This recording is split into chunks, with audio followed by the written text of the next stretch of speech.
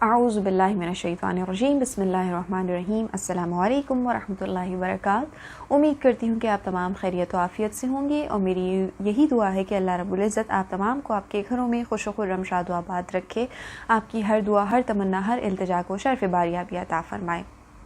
आज जिस मौजू के हवाले से आपके सामने हाजिर खिदमत हुई हूँ, बहुत खूबसूरत, बहुत प्यारा मौजू। साल में एक मरतबा जब ये दिन आते हैं तो हर किसी मोमिन के चेहरे पर खुशी की लहर दौड़ जाती है। हर कोई इबादतों की जुस्तजू लिए, अल्लाह का क़ुर्ब हासिल करने के लिए तक़द्दुम में लग जाता है, इबादत करता है, रोज़े रखता है, अल्लाह को राज़ी करने की कोशिशें करता है, तौबा इस्तग़फ़ार करता है, कसरत के साथ नेकियां करता है ताकि वो खल्लाक़ आलम बेपनाह इनाम व इकरामात से नवाजे, रहमत से नवाजे, मग़फ़िरत कर दे और जहन्नुम से निजात अता फ़रमाए। मेरी मुराद है रमज़ान और मुबारक की आमद के हवाले से कि आमद रमज़ान है, हम इस मुबारक महीने में दाखिल होने वाले हैं, तो हमें इसकी तैयारी कैसे करनी है, हमें इस माह मुबारक को कैसे गुजारना है, इसमें हमारी रूटीन,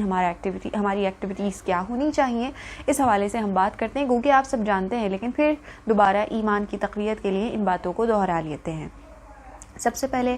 हदीस मुबारक का मफ़हूम कि नबी करीम सल्लल्लाहु अलैहि वसल्लम ने इरशाद फरमाया कि रजब अल्लाह का महीना, शाबान रसूल अल्लाह सल्लल्लाहु अलैहि वसल्लम का महीना और रमज़ान मेरी उम्मत का महीना है। रमज़ान में उम्मत मोहम्मद मुस्तफ़ा को अल्लाह रब्बुल इज़्ज़त अज्र व इनाम अता फ़रमाता है, उन दोनों पिछले महीनों का भी जिसमें उन्होंने रजब और शाबान में जो इबादत की हैं, और रमज़ान मुबारक में जब इन इबादतों की इंतहा हो जाती है, उरूज हो जाता है, तो अल्लाह रब्बुल इज़्ज़त इन तमाम इबादतों का अज्र सवाब, रहमतें, बरकतें, इनायात आप सबको, तमाम को, उम्मत मोहम्मद मुस्तफ़ा को अता फ़रमाता है। तो रमज़ानुल मुबारक में जब हम रोज़ा भी रखते हैं और दीगर इबादत भी करते हैं, तो हमारी सूरत हाल, कैफियत बाज़ औक़ात ऐसी हो जाती है कि हम सोचते हैं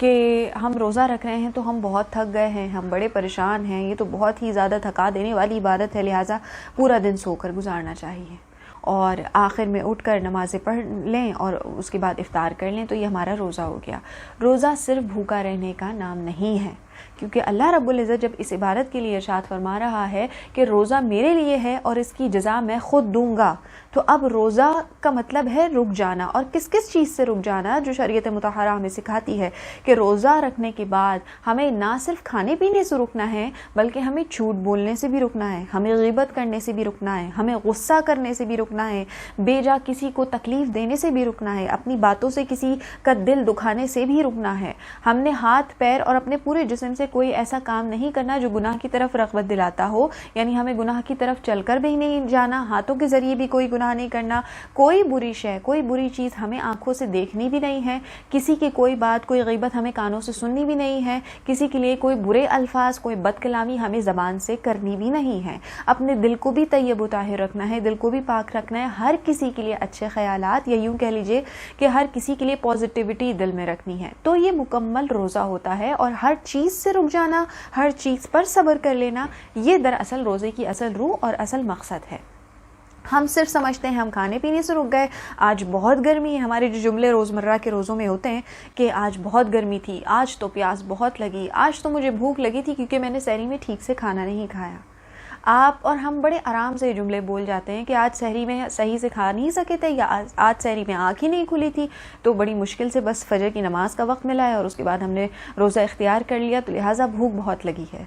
आप सोचिए, इस उम्मत के गरीब लोग भी हैं जो फ़ाक़ा कशी में ज़िंदगी गुजार रहे हैं, वो तो एक है ही मामला, लेकिन हमारे आका करीम सल्लल्लाहु अलैहि वसल्लम ने कई फ़ाक़े गुजारे हैं। तो हुजूर की भूख का ख्याल रखें। हुजूर की लख्त जिगर सैयदा कायनात बीबी फ़ातिमा ज़हरा सलामुल्लाहि अलैहा ने कैसा मुश्किल वक्त भी गुजारा है कि घर में खाने को कुछ नहीं होता था, फिर भी लब पर शुक्र अल्हम्दुलिल्लाह होता था। सखावत की इंतहा वो थी कि घर में कुछ मौजूद हो ना हो, खुद ने अहलो अयाल ने कुछ खाया हो ना हो, लेकिन दरवाजे पे आने वाला साइल कभी खाली हाथ नहीं लौटाया जाता था। उनकी भूख की परवाह कीजिए और सोचिए कि आज हमारे घरों में हर शय मौजूद है, हर नेमत मुहैया है, उसके बावजूद हम कहते हैं कि जैसा कि हमने रोज़ा रखकर किसी पर एहसान किया हो कि आज तो भूख लग रही है, आज तो प्यास लग रही है, आज सहरी में या इफ्तार में मेरी मनपसंद चीज़ नहीं तो आज मज़ा नहीं आया। आप सोचिए, ये सिर्फ खाने से लुत्फ़ अंदोज़ होने, खाने की लज्जत को उठाने का नाम रमज़ानुल मुबारक नहीं है। اس میں صبر سکھایا جاتا ہے، روحیں ہماری صبر کرنا سیکھتی ہیں، قناعت سیکھتی ہیں، اطمینان سیکھتی ہیں، رک جانا سیکھتی ہیں، تب کہیں جا کے رمضان المبارک کا صحیح معانی سمجھ میں آتا ہے، روزے کا صحیح مقصد و مفہوم سمجھ میں آتا ہے۔ نت نئے کھانے بنانا، نت نئے کپڑے پہننا کہ ہر جمعے کو ہم نئے کپڑے پہنیں گے، نت نئی چیزیں کرنا ہی صرف رمضان المبارک کا نام نہیں، اس وقت شیئرنگ کی جاتی ہے، اپنے دسترخوان کو وسیع کیا جاتا ہے، غریب غرباء کو اپنے دسترخوان پر شیئر کیا جاتا ہے۔ وہ لوگ جو سال ہر سال مشکلات میں رہتے ہیں، فاقوں میں رہتے ہیں، کم کھاتے ہیں، ان کی بھوک کو سمجھنے کا، ان کی تکلیف کو، ان کے درد کو محسوس کرنے کا نام ہے یہ روزہ۔ ہمیں دیکھنا چاہیے کہ ہمارے پاس ہر شے موجود ہے، اس کے باوجود ہم جب رکتے ہیں تو اللہ رب العزت فرماتا ہے کہ میں تمہیں اس کی جزا دوں گا، یہ تم نے میرے لیے کیا ہے اور میں تمہیں اس کی جزا دوں گا۔ سوچئے ہمارے معاشرے کے ان افراد کے بارے میں جو سال ہر سال ایسے ہی دن گزار رہے ہوتے ہیں، کیا کیا کرنے کا دل کرتا ہوگا ان کا، کیا کیا نعمتیں پانے کی کوششوں میں وہ لگے رہتے ہوں گے لیکن ناکام رہتے ہیں۔ تو اللہ کا اس بات پر بڑا شکر ادا کیجئے کہ پروردگار عالم نے ہمیں صاحب حیثیت بنایا ہے، دینے والا ہاتھ ہے ہمارا، مانگنے والا ہاتھ نہیں ہے۔ تو جو آپ کے سامنے کوئی ہاتھ پھیلائے تو اس کے درد کو سمجھتے ہوئے اس کی مدد کر دیں، یہ بھی روزے میں بہت فائدہ دیتا ہے۔ اور اللہ رب العزت نے تو فرمایا ہے کہ روزے میں ہر عمل، ہر نیکی کا بدلہ 70 گنا بڑھ کر ملتا ہے۔ ہم یہ بات بڑے آرام سے کہہ دیتے ہیں کہ روزے میں ہر نیکی کا